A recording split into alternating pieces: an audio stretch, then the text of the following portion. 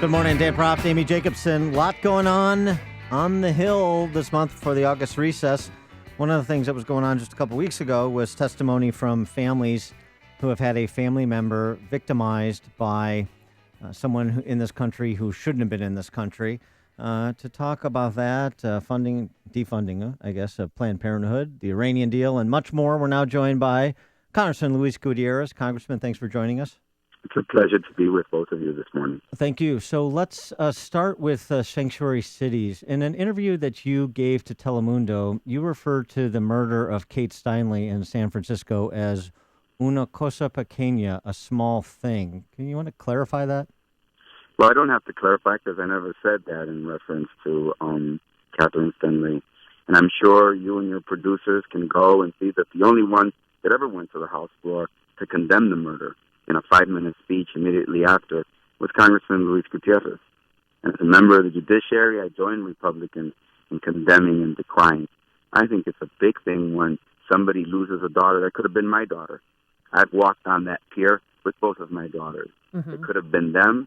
I could have been the father. I think it's an incredible American tragedy, and it's one that we should all work to avoid ever again. I did do an extensive interview about many things. Yeah, but Representative Gutierrez, if I could, just for a second, because maybe my Spanish isn't as good. It certainly is not as good as yours, but we have that clip of what you said, so... but you don't have the complete... Here's what you don't have. You don't have the complete interview. Well, can we listen to that clip and you tell us what you're saying here? But you could listen to the clip if you take words out of context. And if you ask me about, let's say you ask me about the proceedings in the Fifth Circuit Court and the little things that they were using in order to continue trying to stop Barack Obama's executive order that would allow 5 million people to come out of the shadows, and you include that in the context of a bigger story, of course things are taken out of context. I've just stated to you, the record is clear. Congressman Luis Gutierrez has placed his voice on this issue. I think it is a tragedy. You asked me to clarify, and I have. I understand. Every time a little thing like this happens, they use the most extreme examples to say it must be eliminated. That was not in reference to Steinle's murder. No. That was in reference to Obama. It was not. Here's what happened. You know, you guys have done interviews with people. Oh yeah, and I've been horribly taken out of context. If I could just finish. I'm happy to be on your program, but really, I should be allowed the opportunity. You asked me a question, you said to clarify it, and I have. There's not much more I can tell you. Well, what on the House floor? I was the first one to go down to the House floor and condemn the murder, and I said murderers like the one that killed should rot in hell. I think I believe it's a little thing. What were you referring to when you said it a little thing? When I was referring to, here's the problem.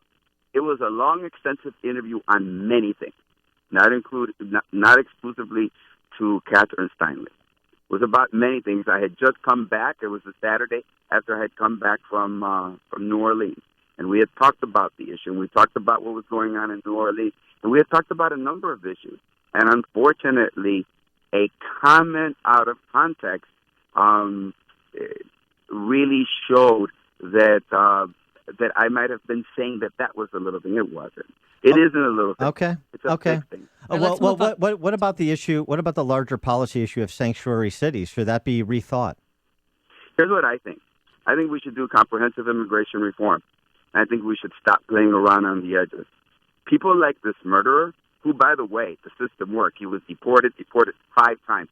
He spent 18 years in jail, specifically for the crime of illegal entry. 18 years in jail. And I think, look, all the Department of the Federal Department of Homeland Security had to do was say, here is a warrant. We want him. And that's all you have to do. And you can go in Chicago and you can go to the sheriff of the county of Cook. If you place a warrant before them, they will be duly transferred. And I think that, look, who releases an individual like this, a career criminal, who releases them from a 20-year-old pot case in California, which everybody knows is going to be dismissed, a 20-year-old pot case in California. You know it's going to be dismissed, and you know he's going to walk. What they should have done very, very clearly was the Department of Homeland Security should have placed a warrant for his arrest, and he would have been returned to them, and he would have been deported for the 6th time. Let's move on to the Iran deal. You're one of the congressional members supporting President Obama. Why are you doing that when some of your colleagues and, of course, all the Republicans are against it? Well, look, I can only speak for myself. I listen to other people's opinions, and I've judged those. Let's put it this way.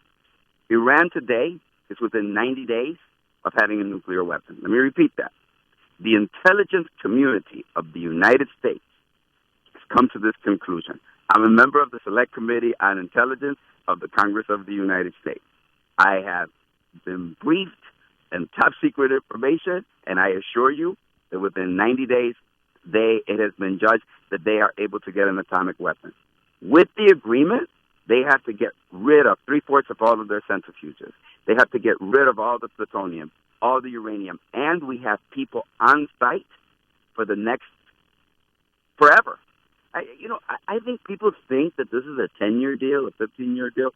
If you read the agreement, which I'm sure both of you have, you will find that on page 1, the third thing that it says is Iran agrees to never, ever develop a nuclear weapon. Right, and who wouldn't trust the mullahs? That is something we should give diplomacy an opportunity, because, look, we can always go back if they don't keep their agreement.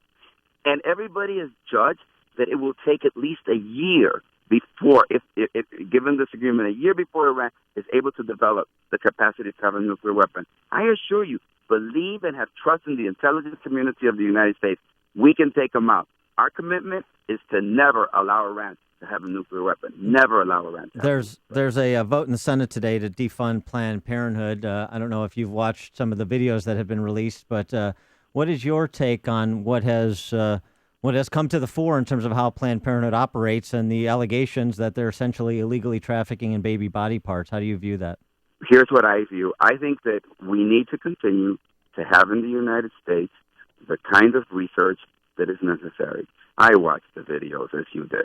What did you think? I didn't get to see the complete context of those videos, but it seemed to me very disconcerting to see doctors speak in such almost flippant ways and almost non-human ways about the practicalities of a baby. But Planned Parenthood, in America, safe legal abortions is the law of the land, and I'm going to make sure that women have access to safe legal abortion. What does that mean in terms of funding Planned Parenthood? Because if you didn't like their tone and the way they were talking about it, perhaps the way they were talking about it translates to how they actually act professionally. But you want to know something? But I have seen Planned Parenthood here in the city of Chicago provide mammograms, provide all kinds of health resources, prevention of pregnancies, counseling to women.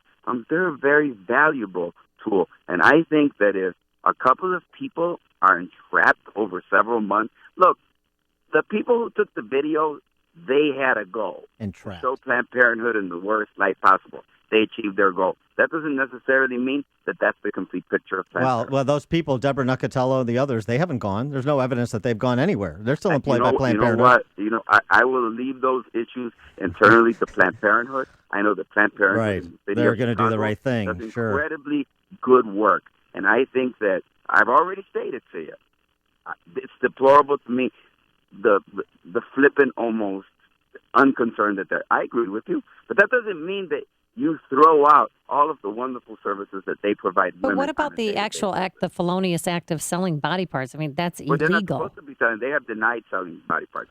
But they're on tape. I've listened and I've read they have denied selling body parts. And they're on tape negotiating a price. They cannot sell. They just cannot do that. Well, they're doing it, though. They can't. Well, listen, I'm pro-choice, and I've used Planned Parenthood for health screenings. There are going to be hearings. I don't have all of the information. You don't have all of the information. More information will come forward. But I will tell you, I want to make sure that in America, we don't go back to women have to go into alleys again. Before we let you go, your colleague, DNC Chairman Debbie Wasserman Schultz, she had a difficult time twice now describing the difference between a socialist and a Democrat. Can you tell us the difference? Sure. I can tell you that a Democrat believes in capitalism. A Democrat believes in the American way of life. You know what? There are many, many types of socialists. And there are socialists and there are communists, but I can assure you that in the Democratic caucus, we're Democrats. All right, you should Good answer. You should give Debbie Wasserman Schultz a bit of a tutorial. All All right. I'm doing this morning is talking to you and to Amy and trying to have a conversation during the recess with the broader Chicago community. All right, Congressman Luis Gutierrez, thanks so much for joining us. Appreciate it. You're welcome. Take care. And he joined us on our turnkey.pro Española line.